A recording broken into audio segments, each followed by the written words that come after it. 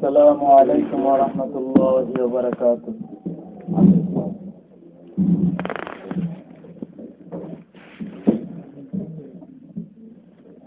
الحمد لله الحمد لله نحمده ونستعينه ونستغفره ونؤمن به ونتوكل عليه ونعوذ بالله من شرور أنفسنا من يهده الله فلا مضل له ومن يضلله فلا هادي له ونشهد أن لا إله إلا الله وحده لا شريك له ونشهد أن محمدا عبده ورسوله الذي أرسله بالحق بشيرا ونذيرا وداعيا إلى الله بإذنه وسراجا منيرا. أما بعد فقد قال الله تعالى في كلامه المجيد وفي فرقانه الحميد. أعوذ بالله من الشيطان الرجيم. بسم الله الرحمن الرحيم. إن الذين قالوا ربنا الله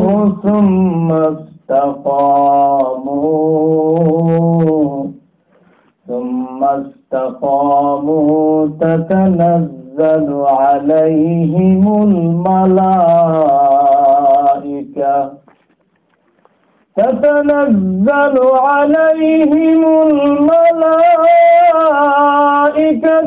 ألا تخافوا ولا تحزنوا وأبشروا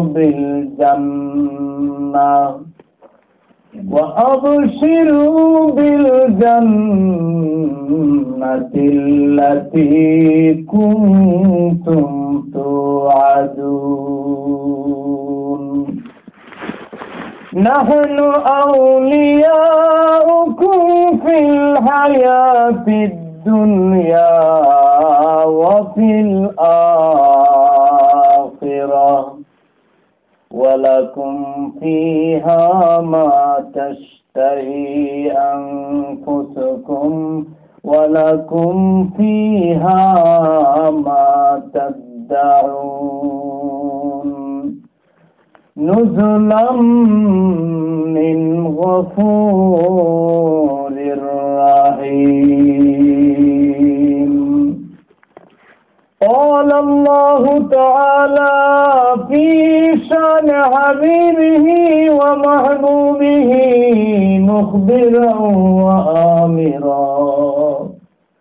إن الله وملائكته يصلون على النبي يا أيها الذين آمنوا صلوا عليه وسلموا تسليما اللهم صل على سيدنا مولانا محمد وعلى آل سيدنا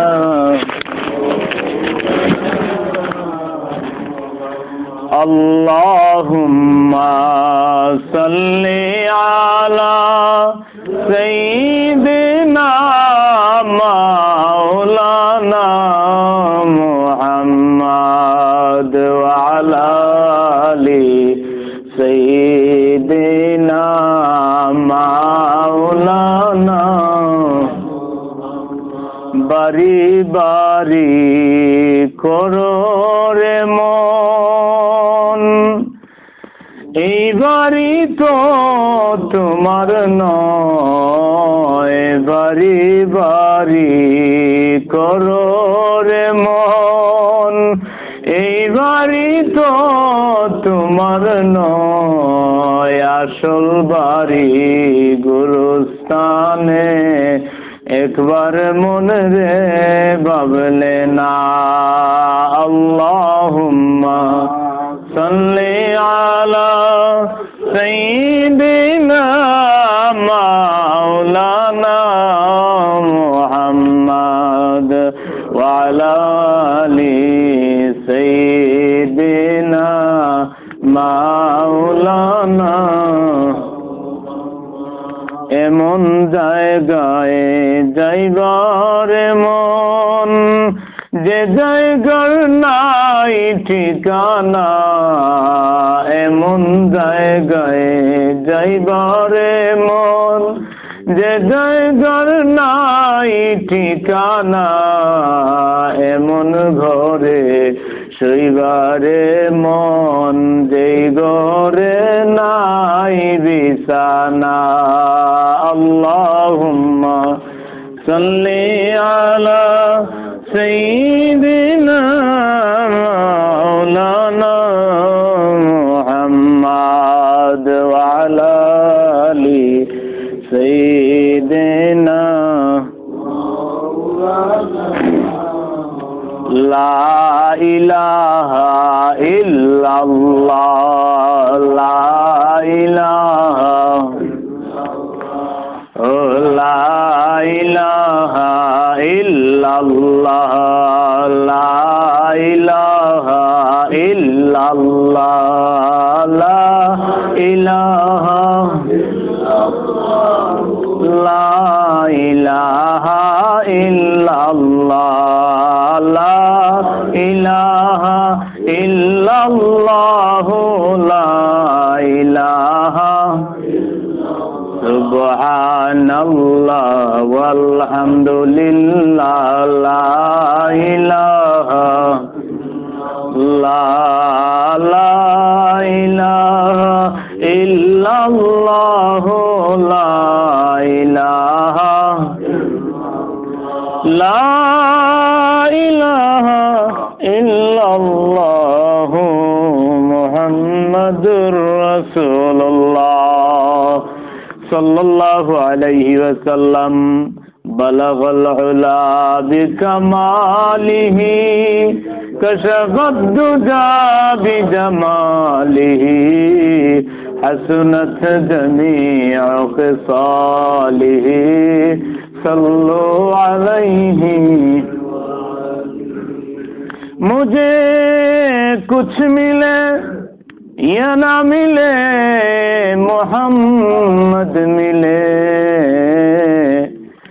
मुझे कुछ मिले या ना मिले मोहम्मद मिले यानी ओ शहीद जिसे अल्लाह मिले बलगल उला बिकमाली कशफत दुजा बिजमालिही हसनत जमीअ ख़िसालिही सल्लु अलैहि और हमेशा दिन को तैयार है जो न मांगे उससे गो बेजार है बलगल उला बिकमालिही कशफत दुजा बिजमालिही हसनत जमीअ ख़िसालिही सल्लु अलैहि अस्सलातु वस्सलामु अलैका या रसूल अल्लाह अस्सलातु वस्सलामु अलैका या हबीब अल्लाह अस्सलातु वस्सलामु अलैका या शाफिअल मुज़निबीन अस्सलातु वस्सलामु अलैका या रहमतल लिल आलमीन। अल आखिर साप्ताहिक तफसिर महफिले उपस्थित श्रद्धाभाजन मुरब्बियाने आज़ाम मुसल्लियाने केराम অত্র এলাকার শ্রদ্ধাভাজন আমার মায়েরা বোনেরা, আমরা আল্লাহ পাকের দরবারে শুকরিয়া জানাই যে আল্লাহ সুবহানাহু ওয়া তাআলা আজ্জা ওয়া জাল্লা আমাদেরকে মেহেরবানি করে দয়া করে আসরের জামাত কায়েমের পর কোরআন হাদিসের কিছু কথা বলার এবং শোনার মতো তৌফিক আমাদের সবাইকে দান করেছেন। সেজন্য মহব্বতে একটিবার বলি আলহামদুলিল্লাহ। আমরা আল্লাহ পাকের প্রশংসা করলাম। যে ব্যক্তি একবার আলহামদুলিল্লাহ বলে, দয়াল নবীজি বলেছেন আল্লাহ রাব্বুল আলামিন খুশি হয়ে তার জন্য 8খানা বেহেশতের দরজাগুলি খুলে দেন। আর বান্দাদেরকে বলেন, বান্দারা তুমি কোন দরজা দিয়ে জান্নাতে ঢুকতে চাও, ঢুকে যাও। জোরে বলুন সুবহানাল্লাহ। তো আল্লাহ পাকের প্রশংসা করলে আল্লাহ রাব্বুল আলামিন খুশি হন। আল্লাহ সুবহানাহু ওয়া তাআলা বলেছেন লা ইন শাকারতুম লা আযীদান্নাকুম ওয়া লা ইন কাফারতুম ইন্না আযাবি লাশাদীদ। যদি তোমরা আমার শুকরিয়া জানাও আমি তোমাদের নিয়ামত বাড়িয়ে দেব, আর যদি তোমরা আমার নাফরমানি করো, আমার কুফরি করো, আমার অকৃতজ্ঞ হয়ে যাও, আনগ্রেটফুল হয়ে যাও, তাহলে জেনে রাখো আমার শাস্তি বড় ভয়ঙ্কর। আগেকার জমানার লোকেরা যখন ওই অপরাধ করেছে সাথে সাথে শাস্তি নাজিল হয়ে গেছে, কিন্তু আমরা অনেক অপরাধ করি, প্রতিটা স্টেপ বাই স্টেপ আমাদের গুনাহ অপরাধ, কিন্তু সাথে সাথে তো শাস্তি নাজিল হয় না। এই জন্য দয়াল নবীজির মহব্বতের কারণে, মর্যাদার কারণে। জোরে বলুন সুবহানাল্লাহ। নবীজি একবার দোয়া করেছিলেন, হে পরওয়ারদিগার আলম, আগেকার জমানার নবীদের উম্মতদেরকে তুমি সাথে সাথে শাস্তি দিয়েছো, আমার একটা অনুরোধ, আমার উম্মতকে সাথে সাথে পানিশমেন্ট দিও না। জোরে বলুন সুবহানাল্লাহ। আল্লাহ রাব্বুল আলামিন এই দোয়াটা কবুল করেছেন। তো আল্লাহ সুবহানাহু ওয়া তাআলা অসংখ্য নিয়ামত দিয়েছেন। এই নিয়ামত যদি আমরা গণনা করতে থাকি, কেউ কি গণনা করে শেষ করতে পারবে? অবশ্যই পারবে না। আল্লাহ রাব্বুল আলামিন বলেন ওয়া ইন তাউদ্দু নি'মাতাল্লাহি লা তুহসুহা। তোমাদেরকে আমি যে নিয়ামত দিয়েছি, এই নিয়ামত যদি তোমরা গণনা করতে থাকো কিয়ামত হয়ে যাবে, কিন্তু নিয়ামত গণনা করে শেষ করতে পারবে না। তো আল্লাহ সুবহানাহু ওয়া তাআলা আমাদেরকে এই মাহফিলে বসায়ছেন, এটাও আল্লাহর পক্ষ থেকে দয়া, আল্লাহ পাকের একটা নিয়ামত, আল্লাহ পাকের মেহেরবানি। কারণ এই সমস্ত মাহফিলে বসা সবার ভাগ্যে জুটে না। ভালো কাজে বসার মতো ক্যাপাসিটি কেউ ইচ্ছা করে করতে পারে না যদি আল্লাহ রাব্বুল আলামিন দয়া না করেন, মায়া না করেন, তৌফিক না দেন। কারণ এমন একটা মাহফিল, একদিনের মাহফিল যদি আল্লাহ পাক মায়া করেন, মহব্বত করেন, তাহলে একদিনের মাহফিলকে উসিলা করে আল্লাহ রাব্বুল আলামিন জিন্দেগির গুনাহ মাফ করে দিতে পারে। এক ব্যক্তি মৃত্যুর আগে সে সারা জীবন গুনাহ করেছে, কিন্তু মরণের সময় তার মৃত্যুর কথাটা, কবরের আযাবের কথা, হাসরের কথা মনে হয়ে গেল, আল্লাহর কথা মনে পড়ে গেল। সন্তানদেরকে ডেকে বলল, আমি আর বেশি দিন থাকবো না, সাকরাতুল মউত শুরু হয়ে গেছে, আমি চলে যাব। তবে একটা কাজ করবা, আমি মারা যাবার পরে আমাকে আগুন দিয়া জ্বালাইয়া ছাই বানাইয়া এরপরে তোমরা বিদায় করে দিবা। জোরে বলেন সুবহানাল্লাহ। ছেলে সন্তানেরা বলল, আব্বা এ ধরনের নসিহত তো কেউ করে নাই, আপনি যে করেছেন, আপনার মারা যাবার পরে আগুন দিয়ে জ্বালাইয়া ছাই বানাইয়া বিদায় করে দিব। তিনি বললেন, এই জন্য যদি তোমরা আগুন দিয়ে জ্বালাও, ছাই করে দাও, তাহলে আল্লাহ পাক আমাকে খুঁজে পাবেন না। জোরে বলুন না সুবহানাল্লাহ। কারণ আমার ভয় সৃষ্টি হয়ে গেছে, সারা জীবন আমি গুনাহ করেছি, সারা জীবন অপরাধ করেছি, যদি আল্লাহ পাক আমাকে পাকড়াও করেন আমার অবস্থা থাকবে না। আর জাহান্নামের আগুন এত ভয়ঙ্কর, এটা দুনিয়ার আগুনের মতো নয়। জাহান্নামের গরম পানি এটা দুনিয়ার গরম পানির মতো নয়। আপনার সাপ্লাইয়ের পানি যখন গরম হয়, একটু গরম হয়ে গেলে ঠান্ডা করার ব্যবস্থা আছে, জোরে বলুন কথা ঠিক কিনা। কিন্তু জাহান্নামের আগুন সেটা গরম উত্তপ্ত, কখনো ঠান্ডা হবে না, জোরে বলুন না নাউজুবিল্লাহ। আর আগুন এটা 70 গুণ বেশি পাওয়ারফুল আগুন থাকবে, এবং মানুষের এত তৃষ্ণা থাকবে কলিজাটা গলার কাছে চলে আসবে, পানি চাইবে। জাহান্নামের ফেরেশতারা থাকবে এত নিষ্ঠুর, তাদেরকে আল্লাহ পাক নিষ্ঠুর বানিয়েই দিয়েছেন। তারা অন্ধ থাকবে, তারা বুবা থাকবে, তারা কানে শুনবে না। কানে যদি শুনে তাহলে দরদ লাগতে পারে, মানুষের চিৎকার শুনলে তাদের অন্তরে দয়া লেগে যেতে পারে, সেজন্য তাদেরকে বধির বানানো হয়েছে, তারা কানে শুনবে না। চোখে দেখবে না, কারণ বান্দাদেরকে চোখে দেখলে, তাদের কান্না দেখলে হয়তো মায়া লাগতে পারে, এই জন্য চোখেও দেখবে না, কানেও শুনবে না, কথাও বলবে না। শুধু তাদের একটাই শক্তি থাকবে, তারা শুধু পানিশমেন্ট দিতে জানবে, শাস্তি দিবে। সেজন্য তারা বেশি নিষ্ঠুর, জোরে বলুন কথা ঠিক কিনা। তো এই জাহান্নাম ভয়ঙ্কর, মারাত্মক। এই জাহান্নামের আগুন থেকে যদি আমরা বাঁচতে চাই তাহলে আমাদের উসিলা লাগবে, ভালো কাজ করতে হবে, নেক কাজ করতে হবে, এই সমস্ত মাহফিলে বসার সুযোগ করতে হবে, জোরে বলুন কথা ঠিক কিনা। ওই ব্যক্তি এভাবে যখন বলল, সন্তানেরা মারা যাবার পরে তাকে জ্বালাইয়া ছাই বানাইয়া বিদায় করে দিল। আল্লাহ রাব্বুল আলামিন কাল কিয়ামতের ময়দানে এই ছাই জমা করে আবার নতুন মানুষ বানাতে পারবেন কি পারবেন না? অবশ্যই পারবেন। আল্লাহ রাব্বুল আলামিন সব ছাইকে জমা করার জন্য বাতাসকে হুকুম দিলেন, বাতাস ওই ব্যক্তিকে জ্বালাইয়া যে ছাই বানায়া উড়াইয়া ছেড়ে দিয়েছে, সব ছাইগুলি জমাত করো। বাতাস সব ছাই একসাথে জমা করেছে, আল্লাহ বলেছেন কুন, হয়ে যাও, সাথে সাথে জীবিত পূর্ণাঙ্গ একটা মানুষে পরিণত হয়ে গেছে। আল্লাহ রাব্বুল আলামিন বান্দাকে বললেন, আমার প্রশ্নের জবাব দাও, তুমি কেন এই কাজটা করেছো? মারা যাবার পরে তোমাকে সালি বানায় দিবার জন্য কেন এই রিকোয়েস্ট করেছো, কেন এই ওসিয়ত করেছিলে? ওই ব্যক্তি বলল, আল্লাহ আমি শুনেছি তোমার পাকড়া অত্যন্ত ভয়ঙ্কর, আর আমার সারাটা জীবনই গেছে গুনাহ করতে করতে। আমি চিন্তা করেছি যদি তুমি আমাকে ধরো আমার অবস্থা থাকবে না, আমার অবস্থা এত ভয়াবহ হবে, এত মারাত্মক হবে যা কল্পনার বাইরে। জাহান্নামের আগুন ছাড়া আমার কোনো উপায় নাই। আমি চিন্তা করেছি যদি সালি বানায় বিদায় করে দেওয়া হয় হয়তো আপনি খুঁজে পাবেন না।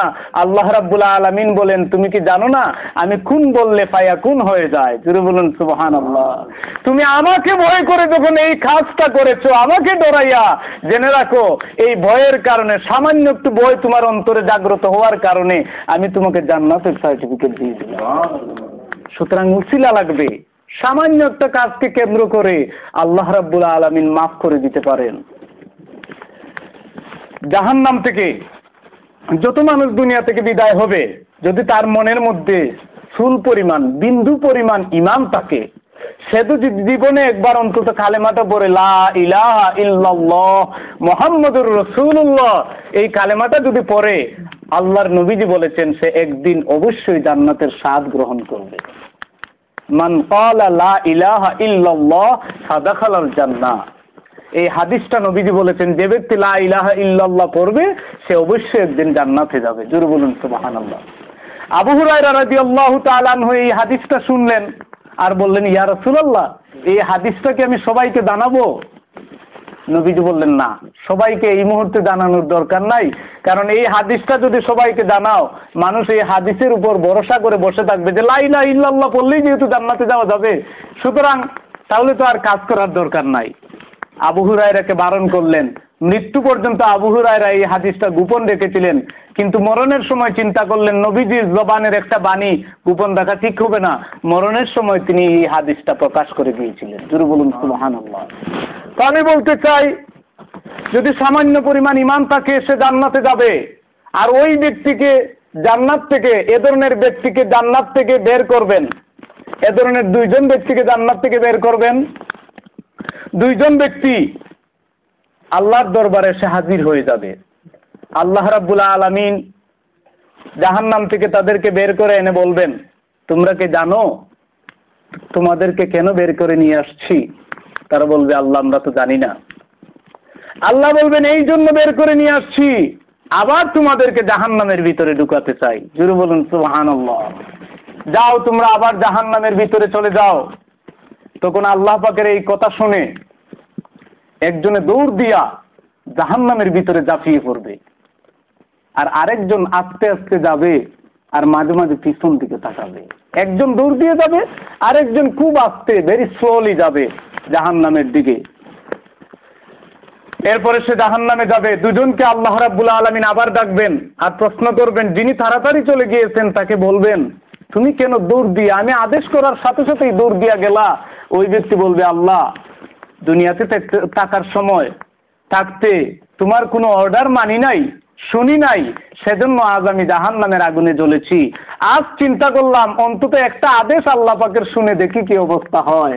আল্লাহ রাব্বুল আলামিন সাথে সাথে বলবেন, যাও তোমাকে জান্নাতে দিয়ে দিলাম। আর ওই ব্যক্তিকে প্রশ্ন করবেন, তুমি কেন আস্তে আস্তে গেলা? ওই ব্যক্তি বলবে, আল্লাহ তোমার দয়ার কথা কে না জানে, সবাই জানে তোমার মহব্বতের কথা, তোমার ভালোবাসার কথা। এতদিন জাহান্নামের আগুনে জ্বললাম, এরপরে জাহান্নাম থেকে যখন বের করে নিয়ে আসছেন মনে মনে ভাবলাম বুক ভরা আশা, আল্লাহ পাক বুঝি এই মুহূর্তে আমাকে জান্নাতে দিবেন, কিন্তু আবার জাহান্নামের দিকে আমাকে দিচ্ছেন। কিন্তু আমি জানি আপনি রহমান, আপনি রহিম। পিছন দিকে তাকাই আর মনে মনে চিন্তা করি, আল্লাহ পাকের দয়ার মধ্যে নি কোনো জুস খায়। জোরে বলুন সুবহানাল্লাহ। আল্লাহ রাব্বুল আলামিন সাথে সাথে বলবেন, যাও তুমি আমাকে রহমান বলে স্বীকার করেছো, আমার দয়া আমার ভালোবাসাকে তুমি বিশ্বাস করেছো, যাও তোমাকেও মাফ করে জান্নাতে দিয়ে দিলাম। তো আল্লাহ রাব্বুল আলামিন হচ্ছেন দয়ার সাগর। বুখারী শরীফের হাদিস, তিনি রহমকে, তিনি দয়াকে 100টা ভাগ করেছেন, এর মধ্যে 99 ভাগ তিনি নিজের কাছে রেখে দিয়েছেন, আর একটা ভাগ 18,000 মাখলুকাতের মধ্যে বন্টন করে দিয়েছেন। এই এক ভাগ মায়া পাইয়া মা সন্তানকে ভুলে না। এক ভাগ মায়া, একটা ভাগ, আর এই ভাগ 18,000 মাখলুকাতের মধ্যে ডিস্ট্রিবিউট করা হয়েছে। এই এক ভাগ মায়া পাইয়া মা সন্তানকে ভুলে না, সন্তান বাবাকে ভুলে না, ভাই ভাইকে ভুলে না। আমার সামনে যদি আমার কোনো ভাইকে অন্য কেউ আঘাত করে, তাহলে আমার মনের মধ্যে কষ্ট লাগবে, দুঃখ লাগবে, যেহেতু সে আমার ভাই। জোরে বলুন কথা ঠিক কিনা? এই মহব্বত, এই ভালোবাসা একটি মাত্র ভাগ পাওয়ার কারণে, এই ভালোবাসা আমাদের অন্তরে, যার মধ্যে 99 ভাগ রয়েছে, তিনি কত মহব্বত রাখেন আমাদের প্রতি, কত ভালোবাসা রাখেন। সেজন্যই তো আমরা কোনোদিন ক্ষুধার জ্বালায় মারা যাই না। জোরে বলুন কথা ঠিক কিনা? যারা দুনিয়াতে নাফরমান, মুশরিক, মুরতাদ, তাদেরকেও আল্লাহ পাক খাওয়াচ্ছেন, রিজিক দিচ্ছেন। আল্লাহ বলেন, আমি রহমান, আমার নাম হচ্ছে রহিম। তো আল্লাহ সুবহানাহু ওয়া তাআলা অসংখ্য নিয়ামত আমাদেরকে দিয়েছেন, যেহেতু তিনি রহমান, তিনি রহিম, তিনি দয়াবান। এর মধ্যে বড় নিয়ামত হচ্ছে হেদায়েত। আল্লাহ রাব্বুল আলামিন আমাদেরকে হেদায়েত দিয়েছেন। আল্লাহ পাক আমাদেরকে শেষ নবীর উম্মত বানিয়েছেন। আল্লাহ রাব্বুল আলামিন আমাদেরকে কোরআনের অধিবাসী বানিয়েছেন। পৃথিবীর মধ্যে, আকাশের নিচে, জমিনের উপরে সবচেয়ে দামি কিতাব যদি থাকে, সেই কিতাবের নাম হচ্ছে কোরআনুল কারীম। আজ আমরা অন্যান্য ধর্মগ্রন্থকে কত সম্মান করি। তাওরাত কিন্তু আমাদের কিতাব নয়, জবুর আমাদের কিতাব নয়, ইনজিল আমাদের কিতাব নয়। কোরআন, জবুর, তাওরাত, ইনজিলের ওয়াজ যদি আমরা না করি, মুসা, ঈসা এদের ওয়াজ যদি আমরা না করি, কেউ বলতে পারবে না যে এদের ওয়াজ কেন করলেন না, বলার কোনো অধিকার নাই। কিন্তু আল্লাহর নবী, সব নবীদেরকে, আমরা কোনো নবীকে সেপারেট করি না, কোনো নবীকে পার্থক্য করি না। সবাই আল্লাহর নবী, সবাই মাসুম, কোনো নবীকে আমরা ইনসাল্ট করি না। আল্লাহ পাকের পয়গম্বর সবাই, তারা হচ্ছেন মাসুম, তাদের কোনো গুনাহ নাই। কিন্তু কষ্ট লাগে যারা মুসা আলাইহিস সালামের উম্মত, ইহুদিগণ, তারা আমাদের নবীকে নিয়ে কটাক্ষ করে। যদি বলুন কথা ঠিক কিনা? আমাদের কোরআনকে নিয়ে, আমাদের নবীকে নিয়ে কার্টুন ছাপায়, তখন মনের মধ্যে কষ্ট লাগে। কিন্তু আমরা তাদের নবীর প্রশংসা করি, তাদের নবীর বয়ান করি, ঈসা আলাইহিস সালামের বয়ান করি। জোরে বলুন কথা ঠিক কিনা? আমরা যে কোনো ধর্মের প্রতি আমরা অনুরাগী আছি। জোরে বলুন কথা ঠিক কিনা? আর এজন্যই আমাদের পরিচয় হচ্ছে আমরা মুসলমান। মুসলমানের মনের মধ্যে কোনো প্রকার হিংসাত্মক মনোভাব থাকতে পারে না, বিদ্বেষ থাকতে পারে না। হিংসা এমন একটা মারাত্মক রূপ, দয়াল নবীজি বলেছেন আগুন যেমন কাঠখণ্ডকে জ্বালাইয়া ছাই করে দেয়, মানুষের মনে যদি হিংসা থাকে, ওই হিংসা তার সমস্ত আমল, সে নামাজি হোক, রোজাদার হোক, যাকাত দেখ, যত ধরনের ভালো কাজ করুক না কেন, মনের মধ্যে যদি হিংসা থাকে, তাহলে ওই হিংসা তার অন্তরের সমস্ত আমলকে জ্বালিয়ে পুড়িয়ে ছাই করে দেয়। কাল কিয়ামতের ময়দানে আপনার এই আমলগুলি কোনো কাজে লাগবে না। আল্লাহ রাব্বুল আলামিন কাগজের টুকরার মতো, বাতাসের মতো ওই আমলকে উড়াইয়া দিবেন যদি আপনার অন্তরে সামান্য পরিমাণ হিংসা থাকে, সামান্য পরিমাণ তকব্বুরি থাকে। কিসের হিংসা আমরা করব? আপনি মনে করতে পারেন আমি তো অত্র এলাকার সওদাগর, আমি তো চৌধুরী বংশের, কিন্তু একটা জিনিস মনে রাখা দরকার, আমাদের মূল জিনিসটা, যেই জিনিস দিয়ে আল্লাহ পাক আমাদের সবাইকে বানিয়েছেন, সেই জিনিস, যেই জিনিস দিয়ে আপনাকে বানিয়েছেন, সেই জিনিস দিয়ে আমাকেও বানিয়েছেন। জোরে বলুন কথা ঠিক কিনা? এতে কোনো ব্যবধান নাই, কোনো পার্থক্য নাই। আল্লাহ রাব্বুল আলামিন ইচ্ছা করলে সবাইকে সমান করে দিতে পারতেন। তো আল্লাহ রাব্বুল আলামিন মেহেরবানি করেছেন। সবচেয়ে বড় কথা হচ্ছে আল্লাহ পাক আমাদেরকে মুসলমান বানিয়েছেন, এটাই বড় কথা। কে ধনী, কে গরিব, কে সাদা, কে কালো, সেটা আমাদের দেখার বিষয় নয়। আমাদের সবচেয়ে বড় পরিচয় হচ্ছে ইন্না আউওয়ালা মিনাল মুসলিমিন, আমি হচ্ছি মুসলমানদের অন্তর্ভুক্ত। জোরে বলুন সুবহানাল্লাহ। আমার পরিচয় মুসলমান, আমার পরিচয় আমি শেষ নবীর উম্মত, আমার পরিচয় আমি কোরআনের অনুসারী, কোরআনের অধিবাসী, আমি পবিত্র কালামের অধিবাসী। যদি আপনি কোরআনকে বিশ্বাস করেন, হাদিস অনুযায়ী জীবন গঠন করতে পারেন, তাহলেই আপনি দামি মানুষ। কিন্তু নবীর উম্মত হয়ে যদি নবীর সাথে সম্পর্ক না থাকে, কোরআনের সাথে সম্পর্ক না থাকে, কোরআনের সাথে বেয়াদবি করেন, নবীর সাথে বেয়াদবি করেন, আল্লাহ চিনেন না, আপনি যত বড় ধনী হন, যত বড় মন্ত্রী হন, আল্লাহর কাছে আপনার কোনো দাম নাই। জোরে বলুন নাউযুবিল্লাহ। আল্লাহর কাছে দামি ওই ব্যক্তি, আল্লাহ রাব্বুল আলামিন কোরআন মাজিদে বলেছেন ইন্না আকরামাকুম ইনদাল্লাহি আতকাকুম, আমার কাছে সবচেয়ে দামি হচ্ছে ওই ব্যক্তি যে ব্যক্তির মনের মধ্যে আল্লাহ পাকের ভয় আছে। আল্লাহর ভয়। আমরা আল্লাহ পাককে দেখি নাই, নবী দেখি নাই, কবরের আযাব দেখি নাই, কিন্তু না দেখে আমরা আল্লাহকে ডরাই, আল্লাহকে ভয় করি। আল্লাহকে ভয় করে এতিমের সম্পদ খাই না, আল্লাহকে ভয় করে মিথ্যা কথা বলি না, আল্লাহকে ভয় করে জিনা করি না, ব্যভিচার করি না, আল্লাহকে ভয় করে সুদ খাই না, আল্লাহকে ভয় করে গীবত করি না, আল্লাহকে ভয় করে এক অন্যের দোষারোপ করি না। কারণ মনের মধ্যে আল্লাহর ভয় আছে। কাল কিয়ামতের ময়দানে আল্লাহ পাক যদি ধরেন, সেদিন আমার বাবা, আমার ভাই, আমার মা, আমার আত্মীয় স্বজন, দুনিয়ার সমস্ত সম্পদ যদি জমা করে আল্লাহকে বলি এই সম্পদ আপনাকে হাদিয়া দিলাম, আমাকে মাফ করে দেন, আল্লাহ পাক সেদিন মাফ করবেন না। সেদিন মাফ করার একটাই উপায়, আল্লাহ পাকের দয়া লাগবে, আমাদের নেক আমল লাগবে। জোরে বলুন কথা ঠিক কিনা? আল্লাহ সুবহানাহু ওয়া তাআলা যদি আমাদেরকে মাফ করতে চান, তাহলে নেক কাজ খুঁজবেন। আর এই নেক কাজের মধ্যে যদি সঠিক নিয়ত থাকে, খালিস নিয়ত থাকে, আপনারা এখানে বসেছেন, বসার মধ্যে যদি সহি নিয়ত থাকে, আল্লাহ পাককে খুশি করার জন্য, কোরআন হাদিসের কিছু কথা শেখার জন্য যদি খালিস নিয়ত নিয়ে আমরা বসে যাই, আল্লাহ রাব্বুল আলামিন বলেন ওই বসে যাওয়াটা কাল কিয়ামতের দিন নাজাতের উসিলা হয়ে যেতে পারে। আর যেখানেই আমরা কোরআনের কথা শোনার জন্য বসি, সেটা মসজিদ হোক, সেটা ঘর হোক, সেটা কোনো ময়দান হোক, দয়াল নবীজি বলেছেন সেখানে কোরআনের কথা হলে, হাদিসের কথা হলে, সাথে সাথে আল্লাহ পাক একে বেহেশতের বাগান বানায় দেন। গার্ডেন অফ হেভেন, বেহেশতের বাগান হয়ে যায়। সুতরাং দুনিয়াতেও বেহেশতের বাগান আছে। এই বেহেশতের বাগানগুলিতে বসার পরিবেশ আমাদের করতে হবে, মনের মধ্যে আগ্রহ সৃষ্টি করতে হবে কিভাবে ওই সমস্ত কাজে বসা যায়।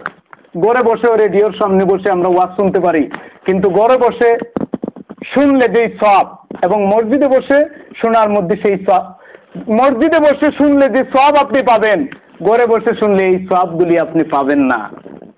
কারণ মসজিদে বসে আপনি শুনলে একদিকে আপনি আল্লাহর ঘরের মধ্যে বসলেন, আর আল্লাহর ঘরে বসা মানে আল্লাহ পাকের হেফাজতে বসা। জোরে বলুন সুবহানাল্লাহ। আমি বলতে চাই আল্লাহ রাব্বুল আলামিন মেহেরবানি করেছেন, দয়া করেছেন, কোরআন দিয়েছেন, নবী দিয়েছেন। এই দুইটা জিনিস সবচেয়ে দামি। আল্লাহ রাব্বুল আলামিনের বন্ধু দয়াল নবীজি যখন জীবনের শেষ ভাষণটা দিলেন, বিদায় হজ্জের ভাষণ, সেখানে তিনি সমস্ত মানুষদেরকে ঘোষণা দিলেন, এরপরে তোমাদের সাথে এভাবে আমি আর মিলিত হতে পারবো না, কারণ আমার মৃত্যুর পরও না হাজির হয়ে যাচ্ছে, আমি চলে যাব। কিন্তু চলে যাওয়ার আগে তোমাদের কাছে দুটি জিনিস রেখে যাচ্ছি, ওই দুটি জিনিস যদি ধরে রাখতে পারো তাহলে জীবনে কোনোদিন পথহারা হবে না, কোনোদিন পথহারা হবে না। লাকাদ তারাকতু ফীকুম আমরাইনি লান তাদিল্লু মা তামাসসাকতুম বিহিমা কিতাবুল্লাহ ওয়া সুন্নতি।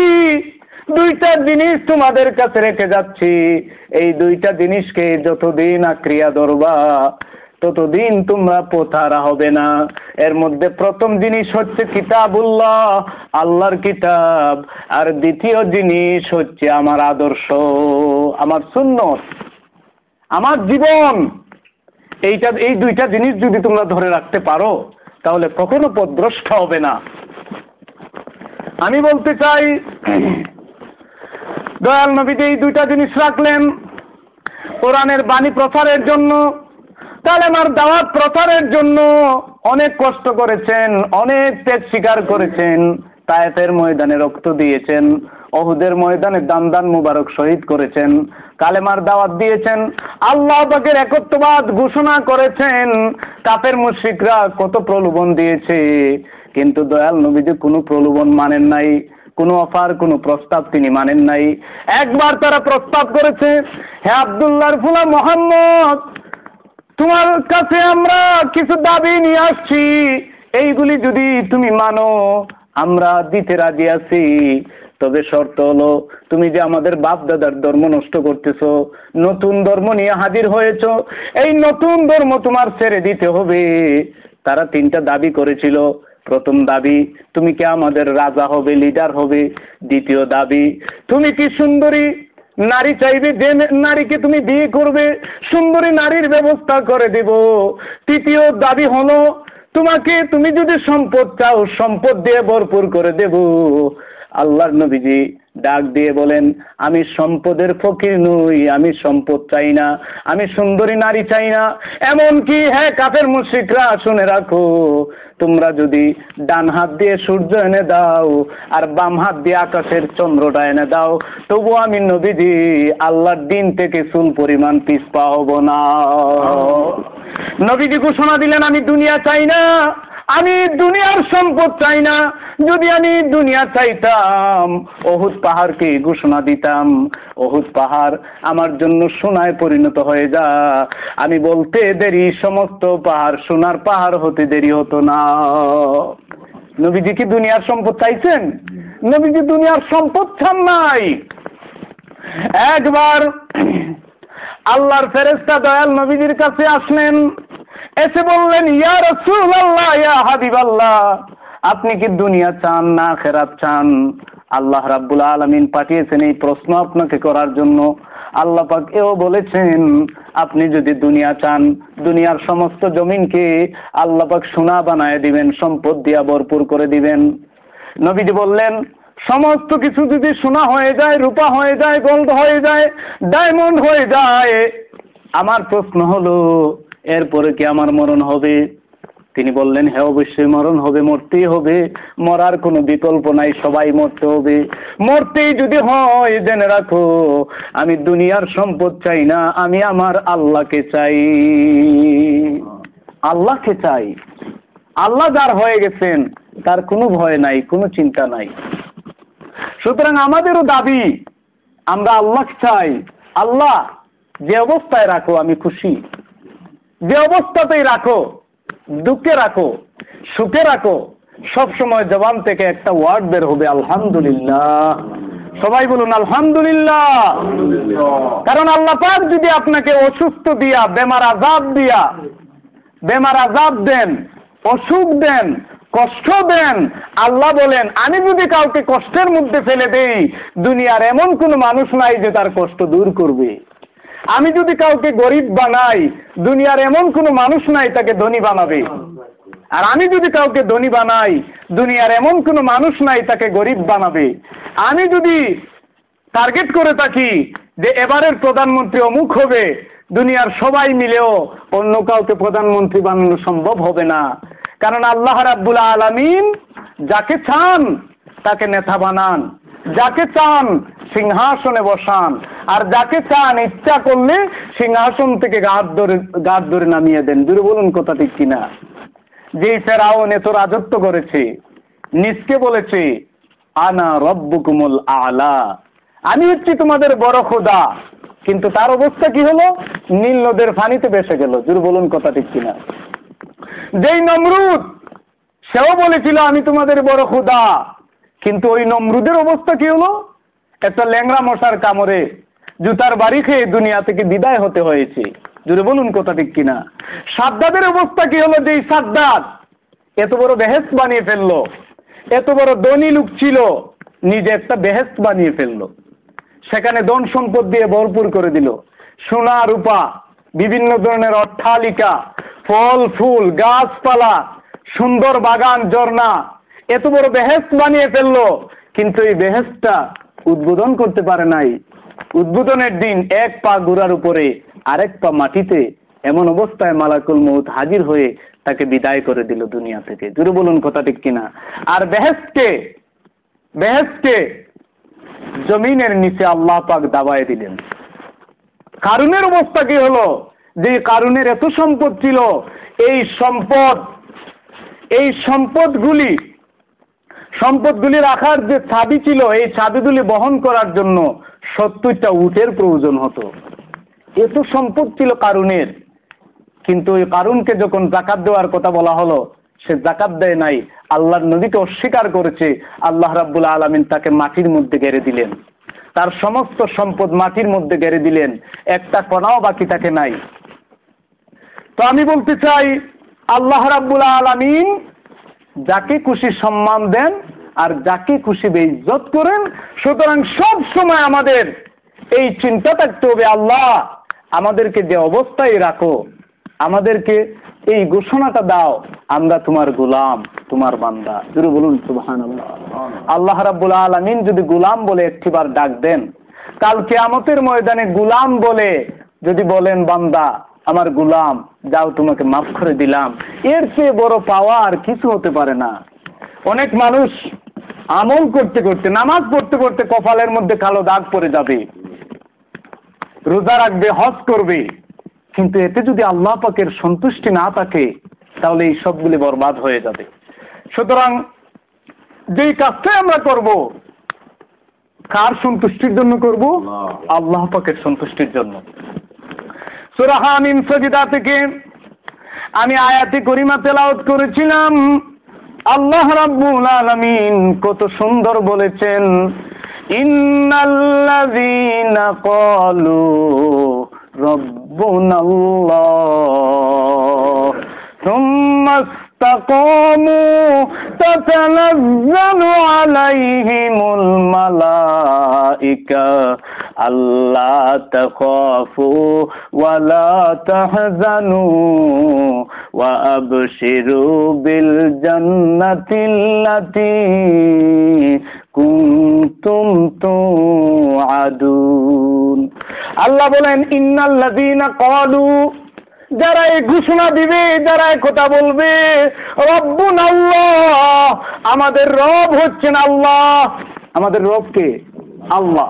যারা এই ঘোষণা দিবে আমাদের রব হচ্ছেন আল্লাহ, রব বলতে বোঝায় পালন কর্তা, যিনি লুক আফটার করেন, যিনি দেখাশোনা করেন জন্মের পর থেকে মৃত্যু পর্যন্ত, যিনি পুঙ্খানুপুঙ্খ রূপে যখন যে রিজেক্ট দরকার রিজেক্ট দেন, যখন যে অবস্থায় রাখা দরকার সে অবস্থায় রাখেন, যেখানে যেই জিনিসটা প্রয়োজন সেই জিনিসটা দিয়ে প্রয়োজন পূরণ করে দেন। উনি হচ্ছেন রব, তিনি লালন পালন করেন, দেখাশোনা করেন। আমাদের রব হচ্ছেন আল্লাহ। কেউ যদি ঘোষণা দেয় আমাদের রব, আমাদের খালিক, আমাদের মালিক, আমাদের স্রষ্টা, আমাদের ইলাহ হচ্ছেন আল্লাহ, এরপরে আল্লাহ বলেন সুম্মাস্তাকামু, এই কথার মধ্যে যদি কায়েম থাকে, ইস্তেকামাত থাকে, প্রতিষ্ঠিত থাকে। কায়েমের অর্থ হচ্ছে আমি মুখে বললাম আল্লাহ, কিন্তু আমার কার্যক্রম যদি হিন্দুদের মতো হয়, আমি মুখে বললাম আমার রব হচ্ছেন আল্লাহ, কিন্তু 33 কোটি দেবতা বিশ্বাস করি, কিন্তু আমরা বিশ্বাস করি আল্লাহ ছাড়া অন্য কেউ সন্তান দিতে পারে, যদি বিশ্বাস করি আল্লাহ ছাড়া অন্য কেউ মেঘ দিতে পারে, বৃষ্টি দিতে পারে, যদি বিশ্বাস করি আল্লাহ ছাড়া অন্য কেউ বিপদ দূর করতে পারে, তাহলে আল্লাহকে সঠিকভাবে রব মানা হলো না। এর অর্থ হচ্ছে ইস্তেকাম থাকা, প্রতিষ্ঠিত থাকা। প্রতিষ্ঠিত থাকার আরো অর্থ হচ্ছে আল্লাহকে আল্লাহ হিসেবে মানলাম, কিন্তু যদি কোনোদিন বিপদ আসে, মুসিবত আসে, পাহাড় পরিমাণ বিপদ আসলেও কোনোদিন আল্লাহকে বলতে পারবো না। মৃত্যু পর্যন্ত সব অবস্থায় আল্লাহকে রব হিসাবে স্বীকার করে যাব। এর নাম হচ্ছে ইস্তেকাম। জোরে বলুন সুবহানাল্লাহ। যদি ঘোষণা দেই আমাদের রব হচ্ছেন আল্লাহ, আর এই কথার মধ্যে যদি আমরা ঘোষণা দিতে পারি আল্লাহ রাব্বুল আলামিন বলেন আমাকে রব হিসাবে ঘোষণা দিয়েছে, আমি সাথে সাথে আমার গোলাম হিসাবে ঘোষণা দেই। আমি বলতে চাই যেভাবে রব হিসাবে ঘোষণা দিয়েছেন দয়াল নবীজি, দয়াল নবীজি উম্মতের কান্ডারি নবী, পাহাড় পরিমাণ বিপদ আসলেও আমার আল্লাহকে এই মুহূর্তের জন্য বলেন নাই। পাহাড় পরিমাণ বিপদ আসছে, গায়ের মধ্যে পাথরের আঘাত আসছে, কাফের মুশরিকরা শরীর থেকে রক্ত বের করে দিয়েছে, এমন ভাবে রক্ত বেরিয়ে গেছে জুতা পা থেকে খোলা সম্ভব হয় নাই। যায়েদ রাদিয়াল্লাহু তাআলা আনহু বলেন আমি দেখেছি কাফেররা এমন ভাবে পাথর মেরেছিল মনে হয় যেন আকাশ থেকে বৃষ্টি নাজিল হয়েছে।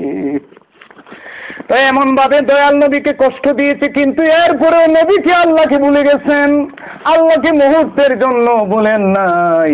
এমন একটা কাহিনী শুনেন, আল্লাহর নবীজি এক যুদ্ধের ময়দানে গেলেন, যুদ্ধ করতে করতে করতে করতে এক সময় টায়ার্ড হয়ে গেলেন, ক্লান্ত হয়ে গেলেন, হাতে ছিল তলোয়ার, ওই তলোয়ার নিয়ে বিশ্রাম করার জন্য একটা গাছের নিচে চলে গেলেন। নবীজি টায়ার্ড হয়ে গেলেন, মাথার নিচে একটা ইট দিয়া গাছের নিচে তিনি ঘুমায় পড়লেন এবং তরবারিটা গাছের মধ্যে ঝুলায় রাখলেন।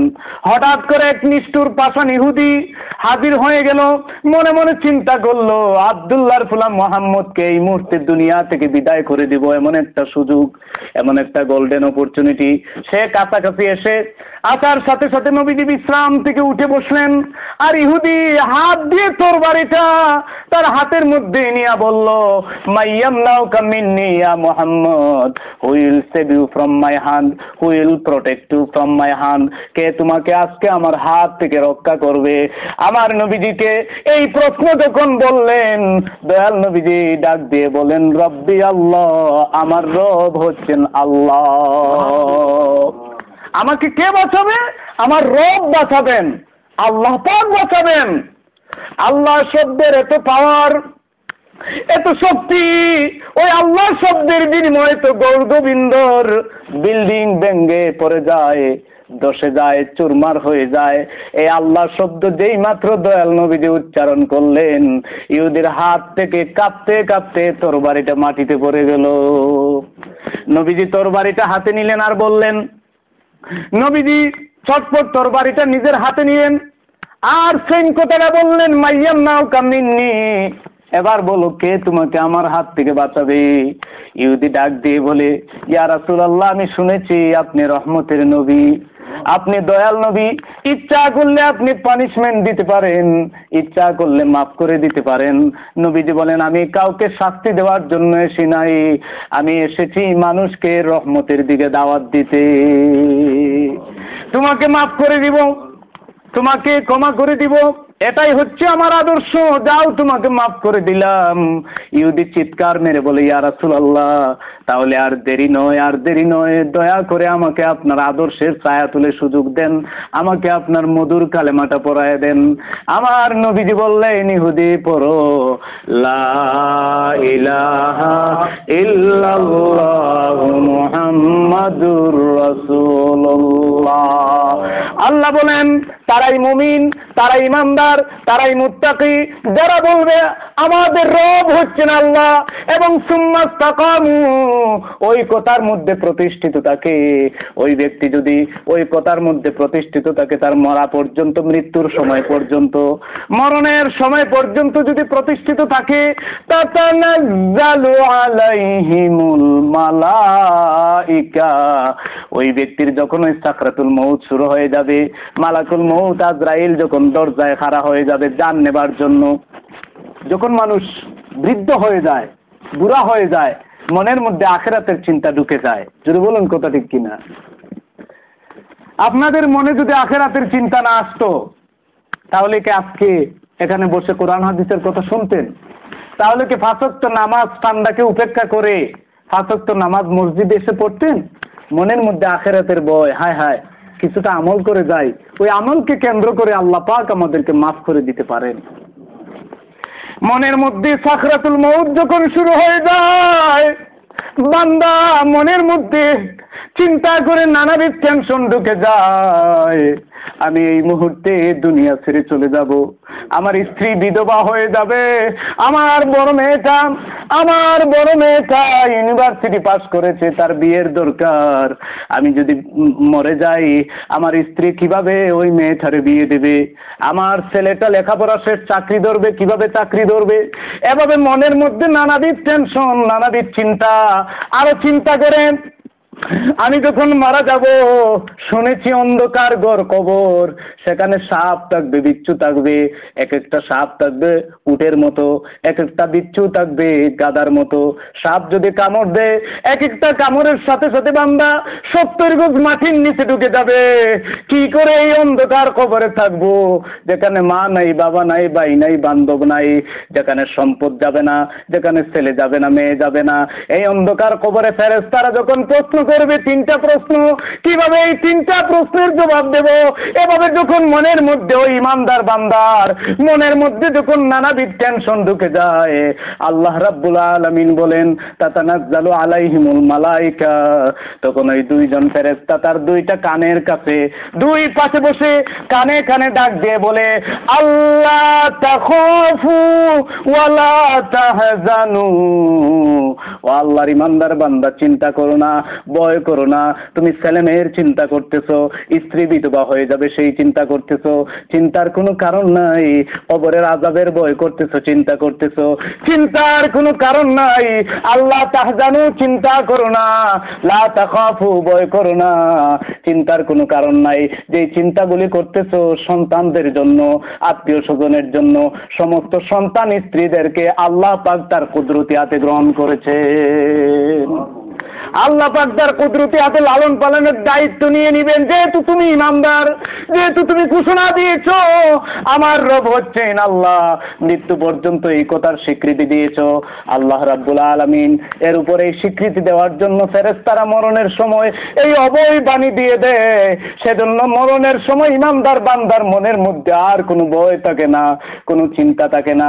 শুধু তাই নয়, ফেরেশতারা বলে وَأَبْشِرُوا بِالْجَنَّةِ الَّتِي كُنتُمْ تُوعَدُونَ, কানে কানে ফেরেশতারা এমন একটা জান্নাতের গুড নিউজ জানায় দেয়, এমন একটা জান্নাতের সুসংবাদ দিয়ে দেয়, যেই জান্নাতের মধ্যে কষ্ট বলতে কিছু নাই, যেই জান্নাতের মধ্যে দুঃখ নাই, যেই জান্নাতে বাথরুম নেই, টয়লেট নেই, যেই জান্নাতের মধ্যে প্রস্রাব পায়খানা কিছু নেই, শুধু আরাম, শুধু শান্তি।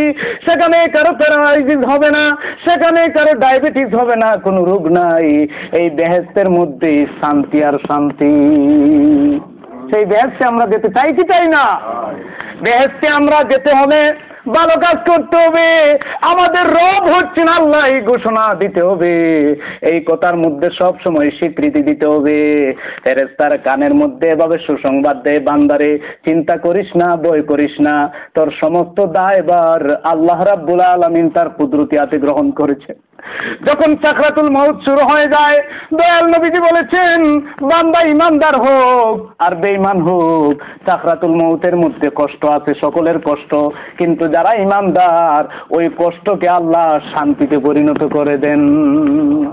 যারা ইমানদার তাদের জন্য কষ্টটা শান্তি হয়ে যায়। কষ্টটা কি হয়ে যায়? শান্তি হয়ে যায়। আমি বলতে চাই, ফর এক্সাম্পল, আমি আপনাদেরকে বলি, ছোট্ট সন্তান, তার মুসলমানি কাজ হবে, খতনা করা হবে, চাকু দাঁড়ালো, চাকু দেখে সে ভয় পেয়ে গেছে। সে কি হয়ে গেছে?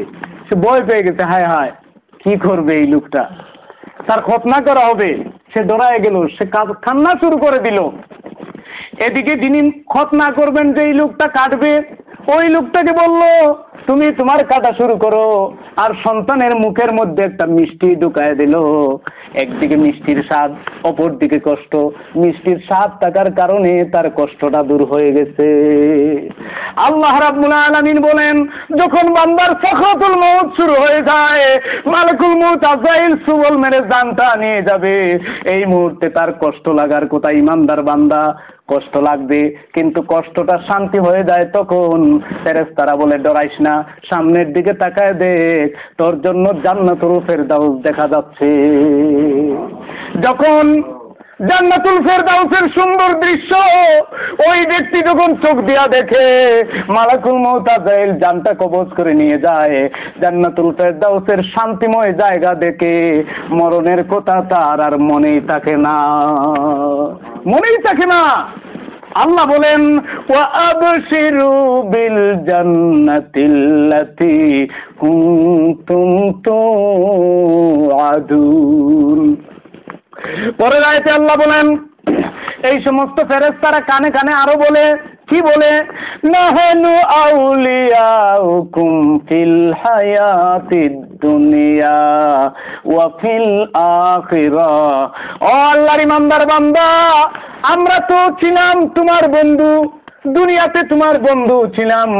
জেনে রাখুন আমার মুরব্বী বাবারা, যুবক ভাইয়েরা, আমাদের সাথে ফেরেশতাগণ রয়েছেন। জুড়ে বলুন কথা ঠিক কিনা? আমাদের কত বিপদ আসে, কত মুসিবত আসে, অনেক সময় ফেরেশতারা এই বিপদগুলি দূর করে দেন, মুসিবত দূর করে দেন। তবে প্রধান দুইজন ফেরেশতা আমাদের কাঁধে রয়েছেন। একজন হচ্ছেন মুনকার, আরেকজন হচ্ছেন নাকির। একজন হচ্ছেন মুনকার, আরেকজন নাকির। এই দুইজন কবরে থাকবেন। আর আরো দুইজন ফেরেশতা কাদের মধ্যে থাকবে? এরা হচ্ছেন কিরামান কাতিবিন, সম্মানিত দুজন ফেরেশতা। দুই কাদের মধ্যে থাকবেন। কিতাব প্রমাণ করে, আমরা যখন নামাজ পড়ে সালাম দেই, এই সালামটা প্রথম সালাম দেই ডান দিকের ফেরেশতাকে, আর দ্বিতীয় সালামটা আমরা দেই বাম দিকের ফেরেশতাকে। জোরে বলুন সুবহানাল্লাহ। কিরামান কাতিবিনা ইয়াফআলু ইয়ালামুনা মা তাফআলুন। কিরামান কাতিবিন, দুজন ফেরেশতা, তারা সম্মানিত ফেরেশতা। আপনি যা করেন, যা বলেন, সব তারা জানে, সব তারা লিখে রাখে। জোরে বলুন সুবহানাল্লাহ। সুতরাং কোন কাজ করলেই মনে করা উচিত নয় যে হয়তো আল্লাহ দেখতেছেন না, হয়তো ফেরেশতারা দেখতেছেন না। ফেরেশতারা এমন ফেরেশতা আমরা দেখি না, কিন্তু ফেরেশতারা আমাদেরকে দেখে, এই বিশ্বাস আমাদের আছে কিনা? ফেরেশতারা ছেলেও না, মেয়েও না, বেটাও না, বেটিও না, তাদের ঘুম নেই, খাওয়া নেই, কোনো টেনশন নেই। তাদের একটাই কাজ, শুধু আল্লাহ পাকের আদেশ মান্য করা, আর কোনো কাজ নাই। তাদের কাজটাই হলো, যেই মাত্র আল্লাহ অর্ডার দিবেন, যাও। শফিক সাহেবের ক্ষেতের মধ্যে উনি ধানের বীজ বপন করেছেন, বীজটা একটু উল্টা পড়ে গেছে, এটা তো গাছ হবে না, ওই বীজটাকে তুমি ঠিক মতো বসায় আসো। জোরে বলুন সুবহানাল্লাহ। চলে যান মিকাইল ফেরেশতা। জোরে বলুন সুবহানাল্লাহ। মিকাইল ফেরেশতাকে বলেন, ফেরেশতা দেরি করিস না, বৃষ্টি দরকার, জমিন শুকিয়ে গেছে, বৃষ্টি নাজিল করে দে। এই বৃষ্টি নাজিল করার ক্ষমতা ফেরেশতার না আল্লাহর। আল্লাহ পাক জাস্ট তাদেরকে পারমিশন দেন, যাও এই কাজটা করো। প্রিন্সিপাল সাহেব সহকারী টিচারদেরকে বলেন, যাও চতুর্থ শ্রেণীতে যাও, বাংলা ক্লাসটা নিয়ে আসো। আল্লাহ রাব্বুল আলামিন হচ্ছেন সমস্ত জগতের মালিক, সবকিছু করার একমাত্র ক্ষমতা হচ্ছেন তার। তবে ফেরেশতাদেরকে তিনি পারমিশন দেন, যাও তুমি এই কাজটা করো। আজরাইল, যাও মুখের পুত্র মুখ, তাকে দুনিয়া থেকে নিয়ে আসো। ইসরাফিল, তুমি সিংহা নিয়ে দাঁড়ায় থাকো, কোন দিন জানি তোমাকে পারমিশন দিব, দুনিয়া ধ্বংস করে দিতে হবে। সেজন্য ইসরাফিল আলাইহিস সালাম সিংহাটা মুখে নিয়ে দাঁড়িয়ে আছেন। এই সিংহা দুনিয়ার মহিষের সিংহের সমান নয়। এই সিংহা বলা হয়েছে 7 জমিন 7 আসমানের চেয়েও বড়। জোরে বলুন সুবহানাল্লাহ। এমন একটা সিংহা নিয়ে তিনি মুখের মধ্যে নিয়ে দাঁড়িয়ে আছেন, এত বড় সিংহা, কিন্তু মুখ থেকে নামান না। এই জন্য যেহেতু আল্লাহ পাক কখন জানি অর্ডার দেন, অর্ডার দেওয়ার সাথে সাথে তিনি এই আদেশটা পালন করতে পারেন, সেই জন্য সিংহাটা মুখে নিয়ে দাঁড়িয়ে আছেন। ফেরেশতারা আল্লাহ পাকের কত ইবাদত করে, সেই তুলনায় আমরা তো কিছুই না। আমরা অনেক সময় নামাজ পড়ি, কিন্তু নামাজের মধ্যে আল্লাহ পাকের সন্তুষ্টি যদি না থাকে তাহলে এই নামাজ বরবাদ হয়ে যাবে। কিন্তু ফেরেশতাদের ইবাদত ছিল একনিষ্ঠ, দুনিয়ার কোনো টেনশন নাই, স্ত্রী পরিজনের কোনো টেনশন নাই, গুম নাই, খানি নাই, শুধুমাত্র আল্লাহ পাকের ইবাদত। জোরে বলুন সুবহানাল্লাহ। এই ফেরেশতারা, 2 জন ফেরেশতা থাকবে কাঁধে, আরো 2 জন থাকবে কবরে, 19 জন থাকবে জাহান্নামে। জান্নাতের ফেরেশতার নাম হচ্ছে মালিক, জান্নাতের ফেরেশতার নাম হচ্ছে হযরত রিদওয়ান, আর জাহান্নামের ফেরেশতা হচ্ছে মালিক। জোরে বলুন কথা ঠিক কিনা? আরেকজন ফেরেশতা কবরে থাকবেন, এই ফেরেশতার নাম হচ্ছে রুম্মান। উনি আসবেন মুনকার নাকির এই 2 জন ফেরেশতার আগে রুম্মান ফেরেশতা আসবেন। সুতরাং ফেরেশতাদের কাজ আল্লাহ পাকের অর্ডার মানা। আমরা যখন মারা যাব, সাকরাতুল মউত শুরু হয়ে যাবে, তখন আমাদের সামনে ফেরেশতা হাজির হয়ে যাবেন। জোরে বলুন কথা ঠিক কিনা? ফেরেশতারা সুসংবাদ দিবি, আর যদি ভালো কাজ না করি ফেরেশতারা আমাদেরকে দুঃসংবাদ দিয়ে জাহান্নামের আগুনের দিকে আমাদেরকে ডাকবে। ওই যে জাহান্নামের আগুন দেখা যাচ্ছে, ওইটা হচ্ছে তোমার অ্যাড্রেস, তোমার বাসস্থান, সেখানে তুমি যাবে। তখন ওই বেঈমান বান্দার ভয়টা আরো বেশি হয়ে যাবে। জোরে বলুন কথা ঠিক কিনা? আমি বলতে চাই, ফেরেশতারা বলে, নাহানু আউলিয়াউকুম ফিল হায়াতিদ দুনিয়া, হে দুনিয়ার মানুষ, আমরা দুনিয়াতে তোমার সাথে ছিলাম, আখিরাতেও তোমাদের সাথে থাকবো। কবরে থাকবো, হাসরে থাকবো, মিজানে থাকবো, ফুলসিরাতের সামনে থাকবো। যদি আমরা বন্ধু হতে পারি, আমাদেরকে যদি বন্ধু বানাতে পারো, ফুলসিরাতের পাল্লা আমরা বাড়ি করে দেব, মিজানের পাল্লা বাড়ি করে দেব, আর ফুলসিরাতটা বিদ্যুতের মতো পার করে দেব, হাতে ধরে পার করে দেব। সুতরাং এই ফেরেশতাদের সাথে আমাদের সম্পর্ক রাখা দরকার আছে কিনা বলুন? সম্পর্ক রাখতে হবে। সেজন্য আমাদের ইমানদার হতে হবে, আমাদের ঘোষণা দিতে হবে রব্বুন আল্লাহ, আমাদের রব হচ্ছেন আল্লাহ। আমাদের রবকে আল্লাহ, এই কথার মধ্যে দায়েম ও কায়েম থাকতে হবে। তাহলেই জান্নাতের সুসংবাদ, তাহলেই কোনো ভয় নাই, কোনো চিন্তা নাই, কোনো টেনশন নাই। আল্লাহ রাব্বুল আলামিন ইমানদার বান্দাদের ব্যাপারে অন্য আয়াতে বলেন, ফালা খাউফুন আলাইহিম ওয়ালা হুম ইয়াহজানুন, তোমাদের কোনো ভয় নাই, কোনো টেনশন নাই। ফেরেশতারা হয়ে যাবে আমাদের বন্ধু, দুনিয়াতে হবে বন্ধু, আখিরাতে হবে বন্ধু, জান্নাতে হবে বন্ধু। জোরে বলুন সুবহানাল্লাহ। আর এই বন্ধু কি দুনিয়ার বন্ধুর মতো? ফেরেশতারা, দুনিয়াতে তো অনেক বন্ধু আছে, যতদিন টাকা পয়সা, তাহলেই বন্ধুদের অভাব নাই। জোরে বলুন কথা ঠিক কিনা? টাকা পয়সা শেষ, স্বার্থ শেষ, আর বন্ধুদের খবর মিলে না। বসন্তের কোকিলদের আর খবর নাই। একটু বিপদে পড়েন, গরিব হয়ে যান, বিপদে আপদে পড়েন, তাহলেই প্রকৃত বন্ধুর পরিচয় পেয়ে যাবেন। আসল বন্ধুটা কে? 2 বন্ধু একসাথে হাঁটতেছে, হাঁটতে হাঁটতে জঙ্গলার দিকে গেছে, হঠাৎ করে একটা বল্লুক হাজির হয়ে গেল। বালুক যখন আসলো, এক বন্ধু তো গাছে উঠতে জানে, উনি লাফ দিয়ে গাছের আঘাত উঠে গেছে। বল্লুক তো আর গাছে উঠতে পারবে না, উনি গাছে উঠে গেছে। আরেক বন্ধু গাছে চড়তে জানে না, উনি চিন্তায় পড়ে গেল, এখন আমি কি করি? এখন তো বল্লুকের পেটের ভিতরে ঢুকতে হবে, এছাড়া কোনো উপায় নাই। উনি একটা খবর জানে যে বল্লুক মরা মানুষ খায় না, সেজন্য সে একটা কাজ করলো, শ্বাস বন্ধ করে মরা মানুষের অভিনয় করে পড়ে রইল। কারণ যান বাঁচানোর পর যান তো বাঁচাতে হবে। সে মরা মানুষের বান করে বসে আছে। বল্লুক কাছাকাছি এসে তাকে টেস্ট করে দেখলো সে মারা গেছে, সেজন্য বল্লুকটা ফিরে গেল। গাছ থেকে গাছের বন্ধু ডাক দিয়ে বলে, বন্ধু, বল্লুক তো তোমার কাছে আসলো, কিছু করলো না, কানে কানে কোনো কথা বলছে নাকি? সে বলছে, হ্যাঁ, একটা কথা বলছে। কথাটা হচ্ছে, যে বন্ধু বিপদের সময় গাছে উঠে যায়, এই বন্ধুর সাথে তোমার সম্পর্ক রাখা উচিত নয়, তুমি তাকে ছেড়ে চলে যাও।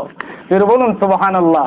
এই যে আমি বলতে চাই, বিপদ আপদে যে বন্ধু, সেই হচ্ছে প্রকৃত বন্ধু। আমার নবীজি ছিলেন বিপদের